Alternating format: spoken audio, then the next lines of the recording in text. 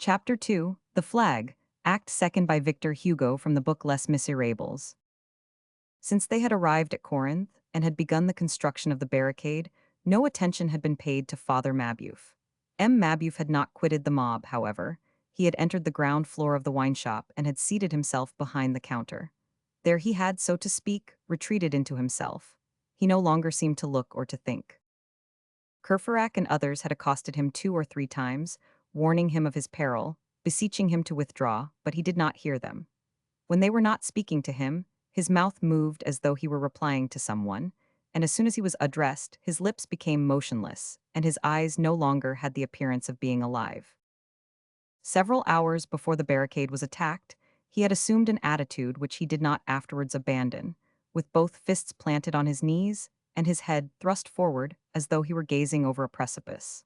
Nothing had been able to move him from this attitude.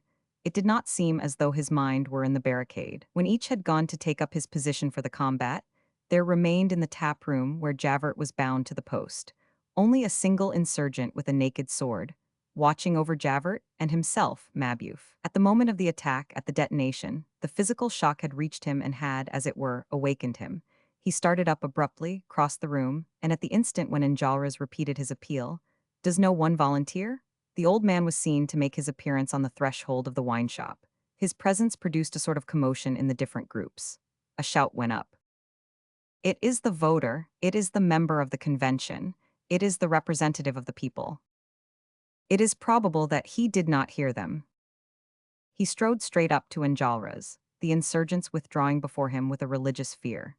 He tore the flag from Enjolras, who recoiled in amazement, and then, since no one dared to stop or to assist him, this old man of 80, with shaking head but firm foot, began slowly to ascend the staircase of paving stones arranged in the barricade. This was so melancholy and so grand that all around him cried, "Off with your hats!"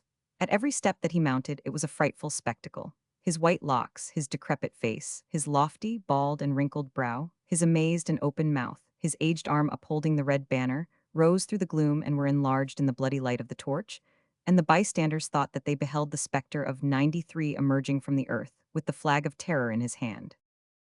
When he had reached the last step, when this trembling and terrible phantom, erect on that pile of rubbish in the presence of 1,200 invisible guns, drew himself up in the face of death, and as though he were more powerful than it, the whole barricade assumed amid the darkness a supernatural and colossal form.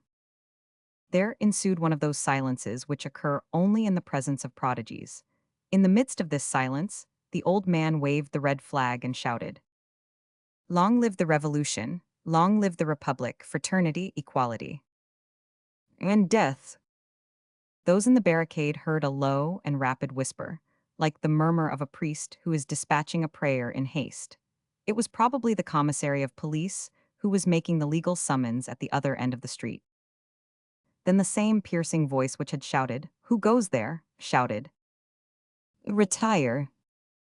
Mabeuf, pale, haggard, his eyes lighted up with the mournful flame of aberration, raised the flag above his head and repeated, "Long live the Republic." "Fire," said the voice. A second discharge, similar to the first, rained down upon the barricade. The old man fell on his knees, then rose again, dropped the flag and fell backwards on the pavement, like a log, at full length with outstretched arms. Rivulets of blood flowed beneath him. His aged head, pale and sad, seemed to be gazing at the sky. One of those emotions which are superior to man, which make him forget even to defend himself, seized upon the insurgents, and they approached the body with respectful awe. "What men these regicides were," said Enjolras. Courfeyrac bent down to Enjolras' ear.